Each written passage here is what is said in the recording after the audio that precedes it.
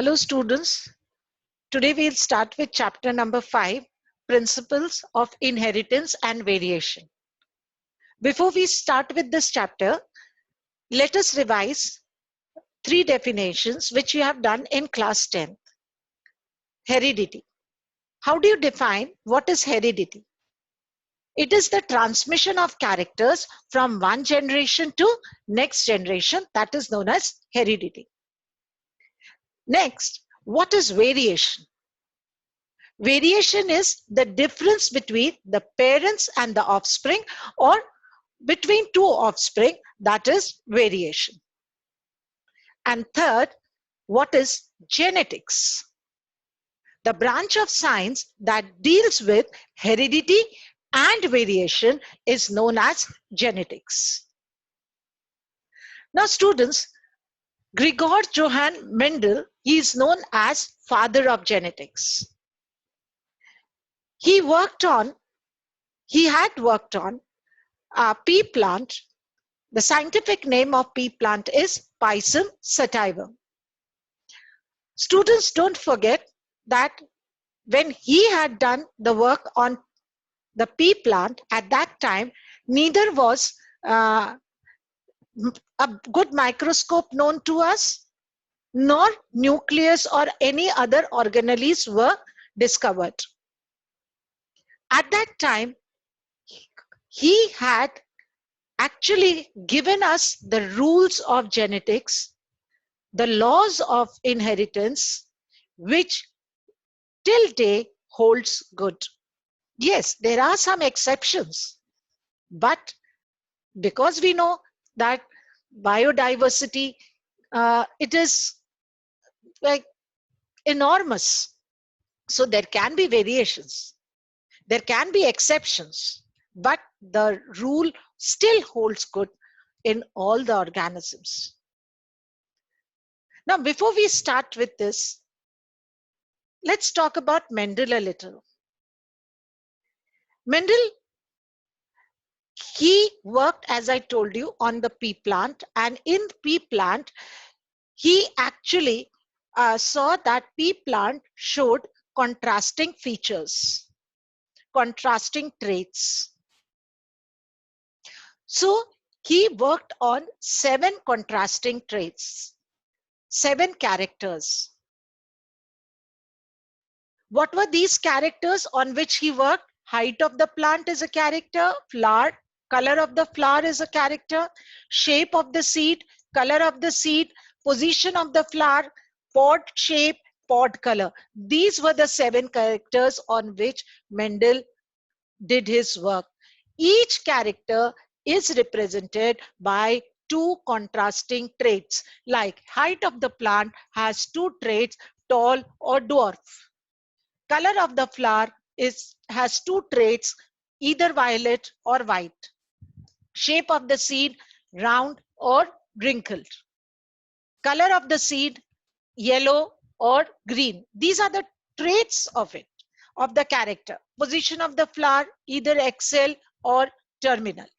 Axial means between the 2 angles of the 2 branches. Pod shape, either inflated, that is full, or constricted. Pod color, green or yellow. So these are the 7 characters on which Mendel worked, and each character had 2 traits. So tall and dwarf are the trait for the character height of the plant. I hope so you have understood what is the difference between a trait and a character. Now students, when Mendel started his work, he took true breeding plants. Now, what do we understand by a true breeding plant? Let us understand what is a true breeding plant.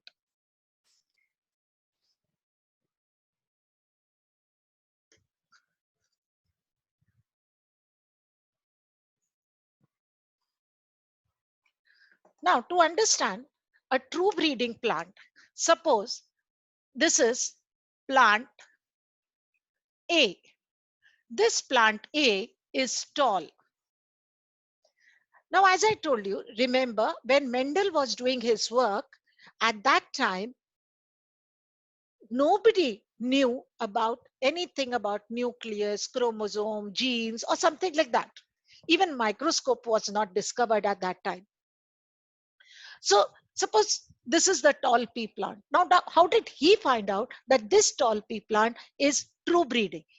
He did selfing of this plant, and on selfing, that is self pollination, self fertilization, if he got all tall plant for about 4 to 5 generation, he went on doing this selfing, then he said this tall plant is a true breeding plant.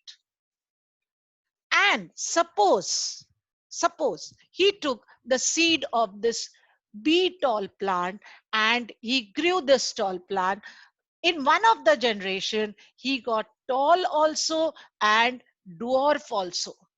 Then he said, no, this is not a true breeding plant. This is not. There is the dwarf character is somewhere hidden in this plant. So it is not true breeding. So what is true breeding? If a plant shows stable character for about 4 to 5 generation, then he termed it as a true breeding plant. Now, let us understand what did he do? He took parent generation as tall plant, which was true breeding, and crossed it with a dwarf plant, which was also a true breeding plant. Both the true breeding plant, when he crossed both the true breeding plant, he called it as parent generation. On crossing the two breeding plant, on crossing the parent generation, which was true breeding plant, the generation which he got all were tall plant. This generation, he called it as F1 generation or first filial generation. Now, when this tall plant, he did not get any average plant. He got all tall plants. He couldn't see the dwarf character also in the F1 generation. So he then, what did he do? He did selfing of this plant, tall plant, and then he got the dwarf character in the F2 generation. In this F2 generation, he got that dwarf plant which he could not get in F1 generation. So in F2 generation, he got 3 tall plants and 1 dwarf plant. That is, he got 75% tall plant and 25% dwarf plant.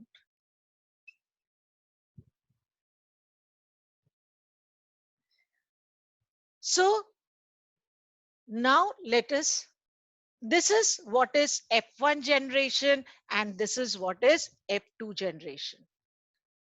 From here, when in F2 generation, he got 25% of the tall plant. He said, from here he said that there are some stable factors. He named it as factors. There are some discrete, stable factors which pass from parent to offspring.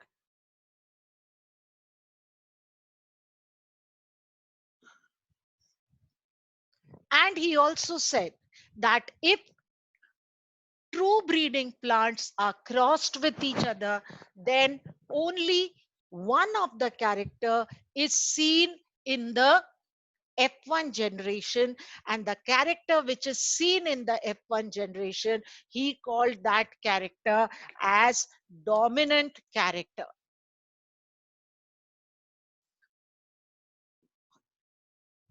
So what is a dominant character? He said if we cross two true breeding plants having contrasting characters. Now, these true breeding plant in F1 generation will show only one character. The character which is not seen in F1 generation is the recessive character, and the character which shows itself in the F1 generation is the dominant character. Now, let us understand next step of it.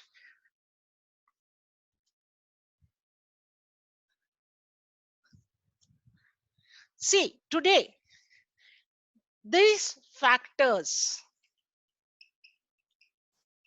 are today known as what? Genes. Today, these factors are known as what? Genes.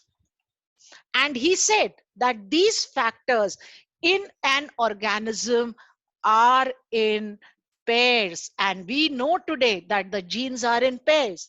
If an organism is diploid, in a diploid organism, these factors are in pairs.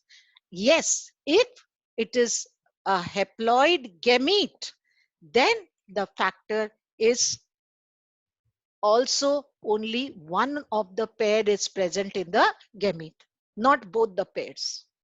But in a diploid cell, both the pair of the factor is present. Now, for example, tall.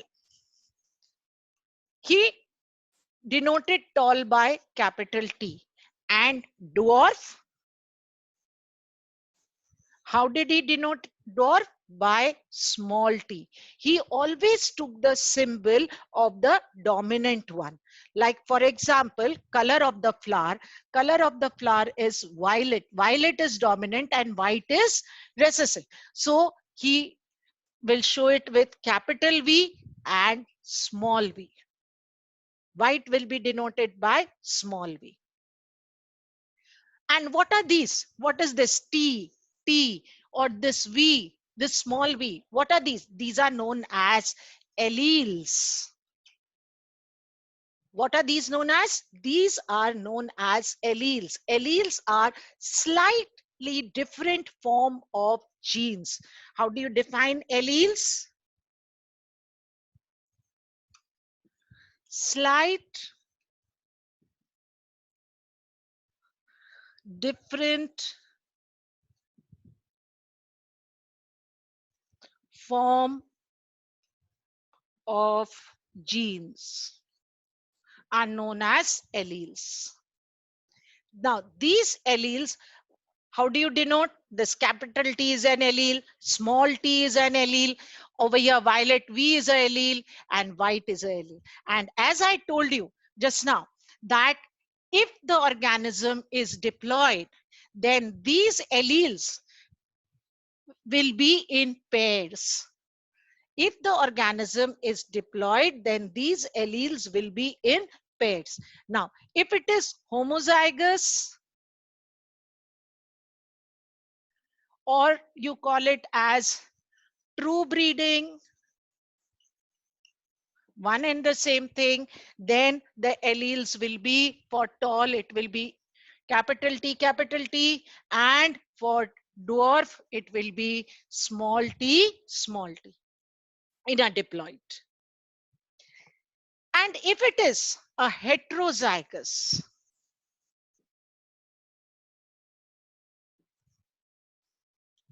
which you also call it as hybrid, then the allele will be capital T, small t. Two different types of allele in a heterozygous. Now, let's see how monohybrid cross is being done. What is monohybrid cross?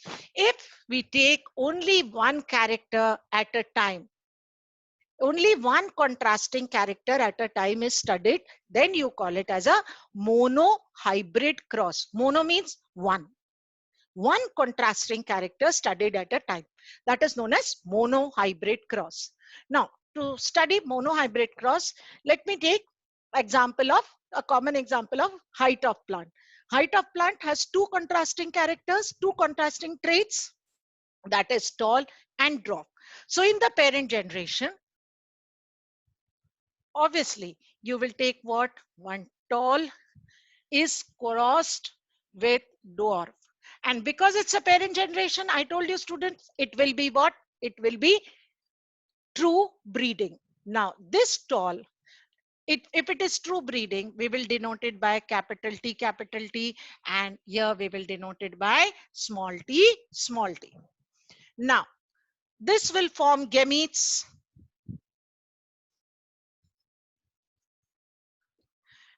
All the gametes formed will be of same type.